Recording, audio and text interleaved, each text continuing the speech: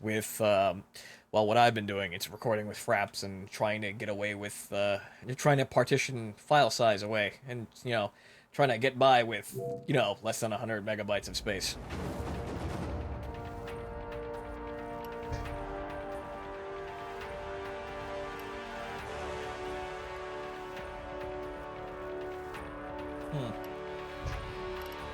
Well, we made a good account of ourselves, even though we died horribly.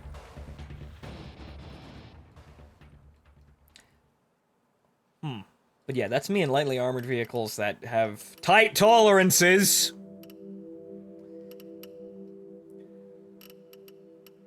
Oh yeah, right. They split the Abbott. Did that?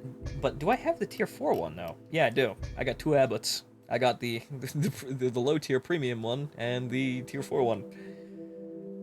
The joke was the Abbott was kind of ridiculous in terms of... It actually wasn't ridiculous, but it was kind of bugging with the statistics, so they split it into 2. And anybody who owned the Abbott, once again, thank you! Actually, no, I bought that myself.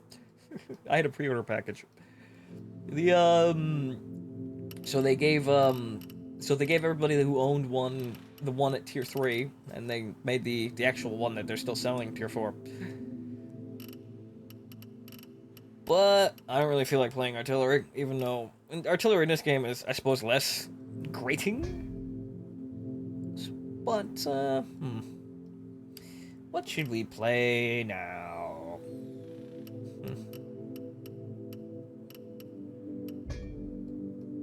It's a toughie. I feel like playing the Object 430, though. Object. This is, well, this is another weird case in this game, whereas it begins where World of Tanks ends. So you have the Object 430, which is a tier 10 tank in World of Tanks, being a tier 3 tank in this game. And because it's tier 3, you don't have hard PvE, so you have to play normal.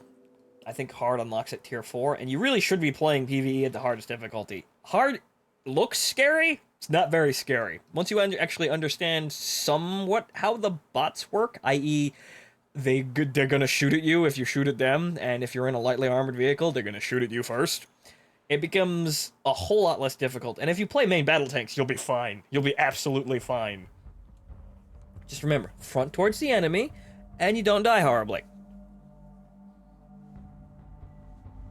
And if you're looking for my suggestion... Actually, no. There really isn't a suggestion, to be honest. If you're looking for main battle tanks, honestly, the T-54 and the M60 are both really awesome.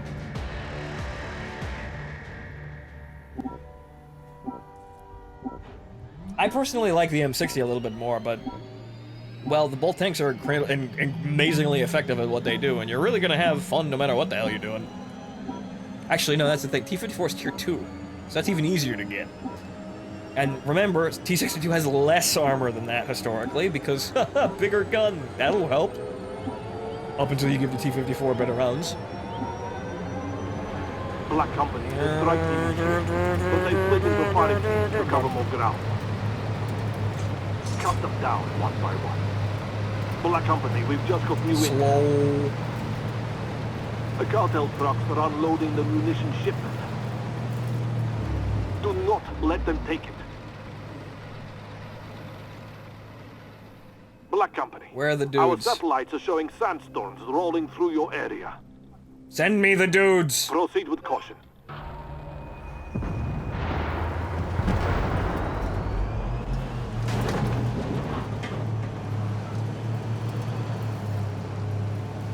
No dudes here. We move forward. Rock!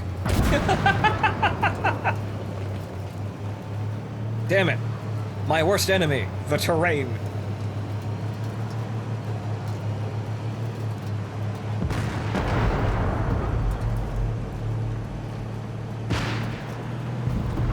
Now, one of the things that's special about the Object 430, aside from it actually not being regularly sold, you can buy it in some of the packs online when they're in the stores.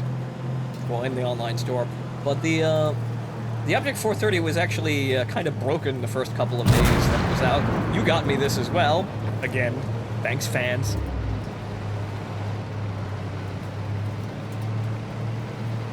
But It has actually fairly good armor for what it is, and while the gun handling is absolutely goddamn atrocious, it does manage to rake in quite a bit, mainly because it can just sort of blunder directly into combat and not really give a shit. Nice air, Tavarish!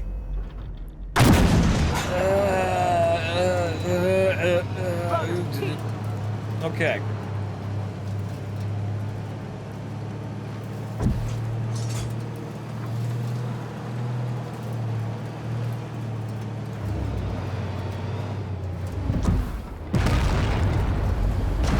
And also, another bonus for this game is there really isn't actually a terrible bias against playing PvE over PvP. There used to be one. It used to be that PvP made way more money than PvE, but PvE was, well, it was more efficient to grind, let's just say, rather simply. Ow! Sheridan! So you made much more consistent XP than you would in PvP, and also, like I said, PvE is a whole lot less frustrating. Wow, they're just going right through my fucking armor. High explosive or heat? I want to say it's high. Yeah, it's HE. What? That's one down. Ow! You just fucking. The hornet's nest. So watch your back. My repair kit. But yeah, there really isn't a amazing bias against just playing PvE. You could walk into the game and play PvE all day long and never touch PvP and be totally fine. Hell, I actually recommend that you do that because it's less frustrating and honestly more fun, even though it does get kind of repetitive after a while because you're playing scripted missions. Of course it's going to get repetitive. Way the hell over there, huh? Another Sheridan. Fantastic. Identify target. Hostile tank. And actually, the thing that they're doing is, there used to be some sort of like a standing sort of difference between the modes, but they're actually very slowly getting rid of that entirely, to the point where it's basically the same. And now they're adding global operations mode, which is basically PvE and PvP at the same fucking time. As far as I know, it works sort of like, well, from what I've actually been managed to determine it's sort of like a MOBA game in the way that it's set up. You have AI running around the map, but it's not set up entirely like a MOBA game. It's just that, imagine there are towers on the map that have NPCs that are just sort of standing there, playing guard. And if you capture them, nice things happen to your team. Which is, very helpful against the, the hordes of other dudes shooting at you. So you get stuff like ATGM bunkers, recon drones, and B-2 bomber raids, which looks kind of ridiculous. Another tango down. Ah. Playing looky-loo with fucking Sheridans. But yeah, don't really come into this game expecting to really specialize in PvP, because most of honestly, it kind of dies and stops existing after Tier 6. Hell, Tier 5 it gets kind of dicey. Almost no one plays Tier 8, 9, and 10 PvP, because it's absolutely frustrating. It's probably gotten better with patches, but most people just play PvE. And that's kind of telling, in a way, in the way that they're, continuously buffing PvP, or continually buffing PvE to be on more on level. They're following the money, which is good. That's good developers. They should give us more of what we want. It'd be nice if they fixed PvP so it wasn't actually goddamn frustrating, but making PvE way more goddamn robust is perfectly fine with me.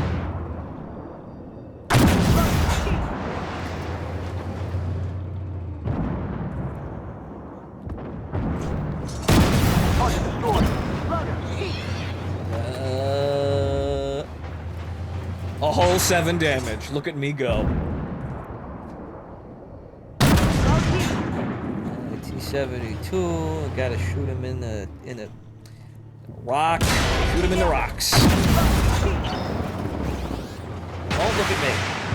Why? Why you gotta look at me? What did I do? I didn't even make it to production. Stab! Great work, Black Ops. Stab! With some engineering support, the train will get there we go. again. Evac is incoming. See you back at base.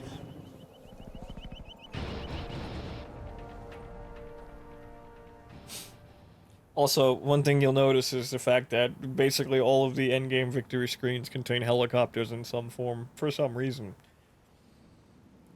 I suppose it's them slowly alluding to the fact that they're actually going to add helicopter bosses into PvE. That's a thing. Actually, it's going to be in global operations, too.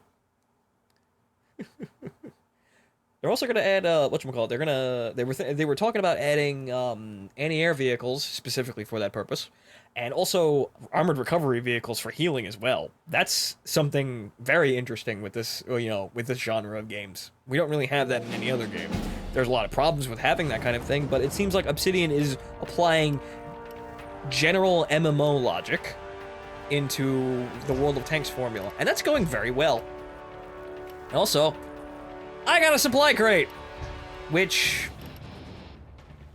really isn't that big a deal. Let's be honest. Supply crates don't really have, well, the bigger ones have them, but they don't really have anything I need right now. But you do get, well, yeah, a low tier maintenance. Yay! I don't have to spend like 300 credits.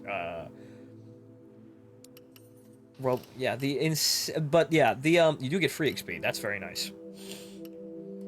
I don't really need XP now. I need money right now. But this actually will help you. Supply crates work with, whatchamacallit, with PvE. If I remember correctly, they're only PvE. And if you score high enough, they throw a supply crate at you, and it has, insignias, which give you, or basically they're just, whatchamacallit, they're basically, well, they're, per mission bonuses, more or less. Like, this one gives you 10% global reputation, which is free XP. So you get 10% free XP, or you get 20% commander XP. And there also is a commander thing that's a little bit more, well, it's kind of simple, but it's a little bit more, I suppose, open to more, ooh. Hey, money. I need money. Field Rebuke, basically a respawn kit. Gold insignia. What does gold crew insignia give me? 40% crew for what? That's actually fairly useful. Even though, once again, the crew system is actually, it's more or less ripped right off of World of Tanks in a lot of areas in terms of, like, what the skills do, because once again, this is trying to be World of Tanks with modern vehicles, but it's very, very, very bare bones right now. Like, for example, your crew goes up to a maximum of level 5, and they only get 2 skills. They're gonna add more of that. They're gonna add, more to that, as they build the game up. But it's very basic right now. And the commanders, well, you level them up, and you get to pick between, branches of skills. They're adding more of this, actually, fairly soon, if I remember correctly. They're gonna branch this out because, Frisia here has a lot of fucking XP on her, if I can actually get to the actual number. Oh, max. I've maxed it out. Last time I checked out, it was like 800,000 out of 999,000. So, yeah. That was mostly from playing the Challenger 2 in PvE. God damn the Challenger 2. But I'm supposed to, actually, I think I'm gonna save most of these, because I don't really need them. Credit insignia I will use, though. And free XP. Very nice. That's actually useful. But, crates are... You have to... Whatchamacallit? If you score high enough on a mission, they'll give you a crate. And, whatchamacallit? I don't remember the exact levels, but as you, get higher and higher scores, they give you better and better supply crates. Which have more rares, yo. But as you can see, I'm basically just stocking up for a reason to play this game more routinely, which I hope will be with global operations, and hopefully I can get Cyber and Noobs in here, and then we can, take Bad Luck Club to, other exciting places, so we can, suffer and, we suffer horribly for your entertainment. There really isn't anything other than that. But I hope we're entertaining. Even when we're horribly fucking up and my game has horrible audio syncing problems. Now, we're going to actually use that insignia on my PL1. Or rather, we could use it on a premium tank as well and make more money. What could we actually use? To be honest, I don't really have a premium tank that I really make lots of money on. I don't have the tier 8 premiums. Any of the tier, but that'll probably change. I've got 250 gold, and once the that's what I'm mostly planning to do with whatchamacallit. Aside from supporting myself, obviously, and paying my bills, mostly what it's gonna enable me to do is buy more premium tanks and have more fun in premium tanks and make more videos surrounding these premium tanks, because this is what I do with my life. So, once we start earning money and I can actually invest, once I sort up all my life stuff and I can, have money laying around to throw at these kinds of games, I can buy premium vehicles, like, for example, the Missile Challenger Striker. If I really wanted to have a Missile Striker, it doesn't really strike me, but you know what? It's there. We can get it if we want. I don't particularly want to, but it's an example, damn it. Or the Merkava. We be a good goyim, and we buy a Merkava. Oi, shekel. But we're gonna use that insignia, and we're gonna slap that on the PL1. Because while it doesn't make all that much, no, that's the crew. No, we don't want that. Though we could actually boost them up there, but we're not really grinding right now. So we're gonna slap the credits on there, and then global reputation. Why the fuck not? We're saved that because what we need right now is money. We're short on money. We need money to buy things. I think what I need to buy next is the Challenger 1, so I can show you all the glory that is the Challenger. But I have 1.6 million credits, and the Challenger is 6 million credits. That's gonna take a while. Could activate a premium count, but I have this thing where I activate a premium count, and then I stop playing all of a sudden. But, we're doing pretty good here. So, Prometheus, cargo, nuclear war, the enemy cargo ship carrying nuclear warheads is run aground in a naval battle. Get the nukes, Pliskin.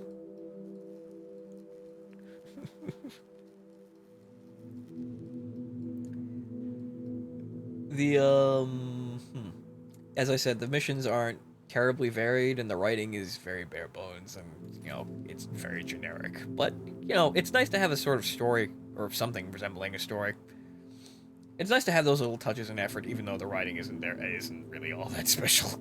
It's not really terribly compelling, there aren't really too many terrible stories. I mean, actually, no, they do put effort into the story surrounding the game on the website, where they write fanfiction about all the factions. Which are entertaining reads once in a while, but you're reading fanfiction. Developer-sanctioned fanfiction, in fact. But there really isn't a place in the game for this, and it would kind of just clog up having to hear all these long-winded explanations of why these people are fighting and why you hate these people would kind of clog up the game and make the repetitive content even more repetitive if you had to sit and listen to someone monologue. But it'd be nice to have it in the game.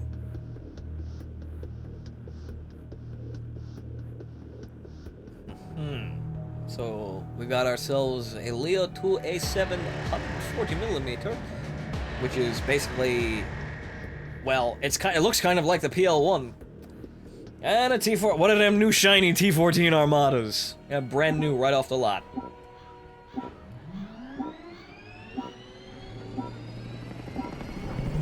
Once again, it's stormy winter. Actually, we were gonna play. That's another thing. The mission map sort of lies.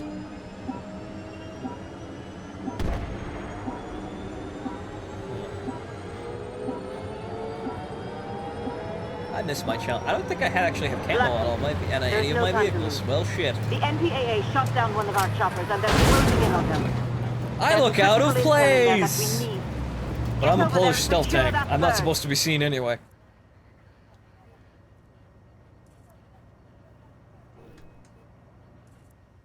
I am the cutting edge of cardboard technology.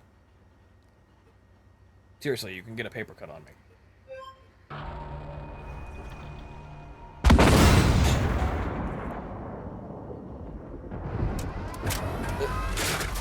Hey! Where are the dudes? Where are the dudes? They're all behind buildings. I hate it when the AI has self-preservation instincts. Oh. The one thing that kind of breaks the appeal of this tank is how goofy it looks while it's moving at high speed. Especially over rough terrain. It's just so fucking ungainly, really. It literally is like I'm driving a cardboard box. But it's okay, I forgive it. It looks cool. Actually, no, I do have camouflage. I have the blue camo. Because I'm special. I have winter slush.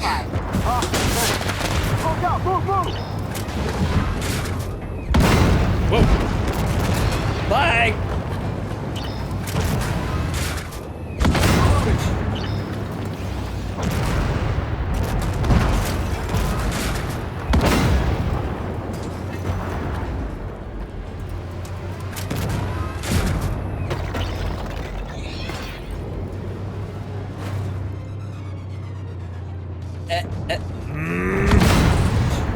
Will you just stand fucking still for 5 fucking seconds?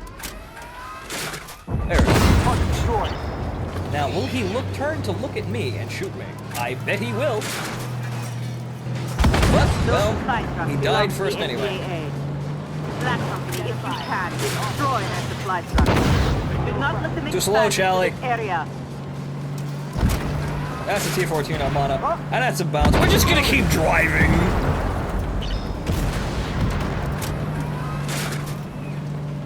Also, note to new players, don't step on the fucking cap until everyone's ready. That's one of the more predictable things about PvE. You get it really quickly. If you step on the cap, more enemies spawn. And if you're not ready for them, you're all gonna fucking die.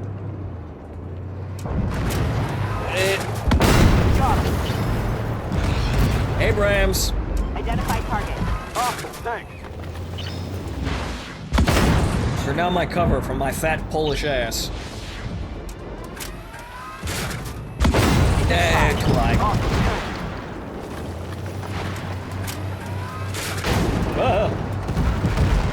Whoa. Okay, we're just gonna leave now. Identify. Awesome, thanks. That. Well, that's even worse. I bop you in turret ring. Identify. Awesome, thanks.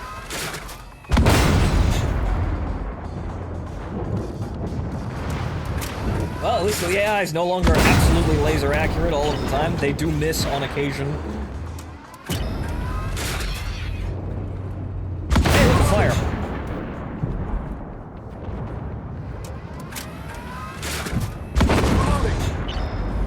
I get you, Amerikansky. I get you. Or the leopard could steal my kill. Oh, whatever. Them and their 140mm hypothetical space railguns. Built for World War III, never actually used.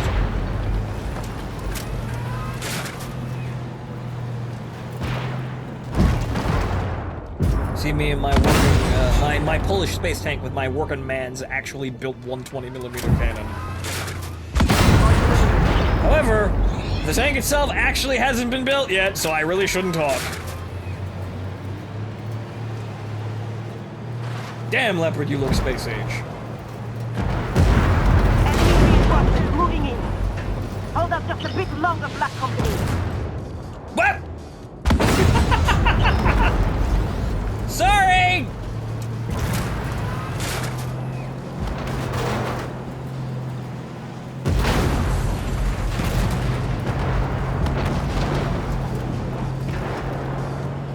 That's the thing about the PL1.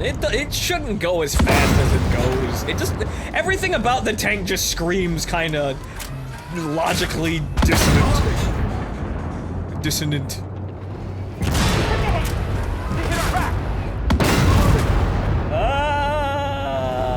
Ow.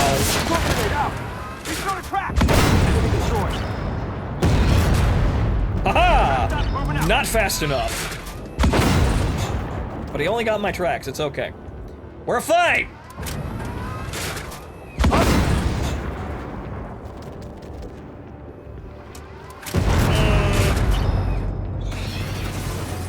We continue to poke the enemy. These are pokings.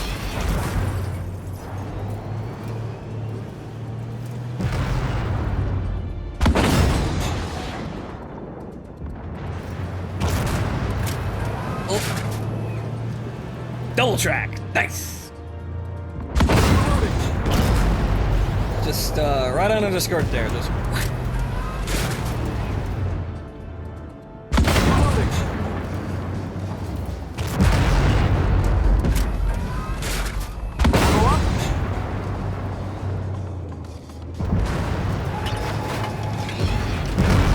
Now we're out of AP rounds. Reloading. Missile destroyed. And now we get to see why I never use missiles. They're mobile. That's why you never use missiles. However, you can flood that. Target destroyed. However, you still have to deal with all the bullshit surrounding their armor. They do reload really fast for missiles. I forgot that they buffed ATGMs. They like half the reload times. Goodness gracious.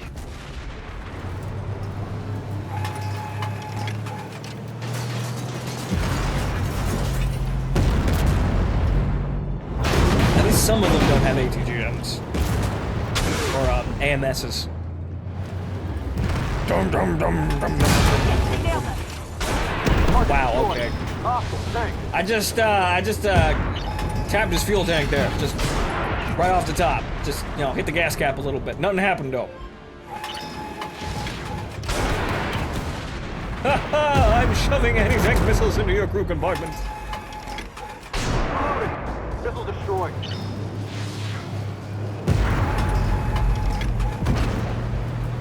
Once again, anti-missile system. Only have one of those left.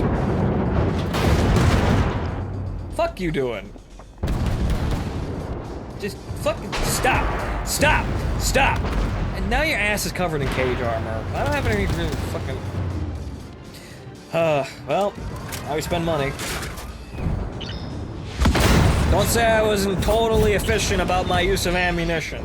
I used every single shell. Every single missile. Not like it really helped, though. You guys can get him, right? You got him. You got... No, actually, I'm gonna get the kill. How about that? How am I doing on damage here? Not the highest.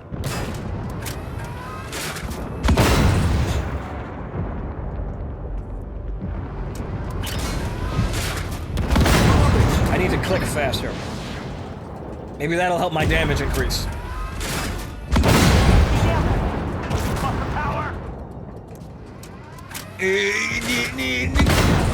What happened there? You guys saw that, right? That wasn't me. Everything kind of got, you know, like, everything's kind of sidestepped everything for a second there. Was I affecting the world with my clicking? Was it summoning my power? That's a T-14 Armada, but he's not paying attention to us because he's a bot with a one-track mind. So we're gonna use this opportunity to shove his ass full of AP shells.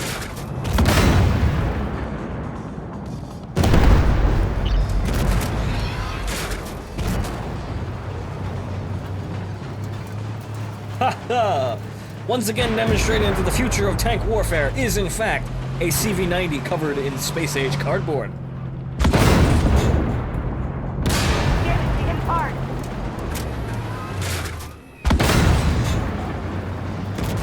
Ow! However, it still is cardboard. Got things we gotta watch out for. Our extraction team's heading in from town, and they'll be there shortly. Thank you. Got the last kill.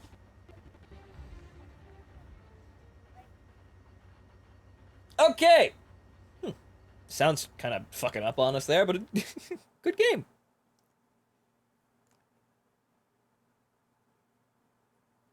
Once again, we didn't get all that redonkulous damage, but I'm finding it hard to really get high damage now. I think the light tanks are... Whatchamacallit? The light tanks are very good for damage farming. You just need to sit there and farm damage. Though usually the kings of everything and kings of XP and kings of damage and damage income, the king of basically everything is main battle tanks, because they can basically just blunder into everything, and well, they can sometimes be more efficient spotters than actual light tanks. But we got a crate, not bad. Now you see, that's the thing. Let's see, why did this guy get so many assists? Really? Did 29,000 damage, of course. We weren't that far behind, though. More spots. Well, one more spot. Crew kills and module damage. This somehow equates into almost 6,000 base XP.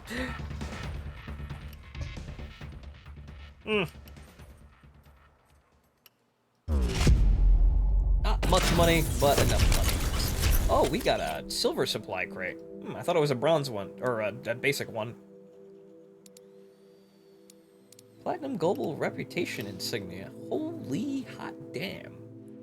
Silver, 20,000 credits.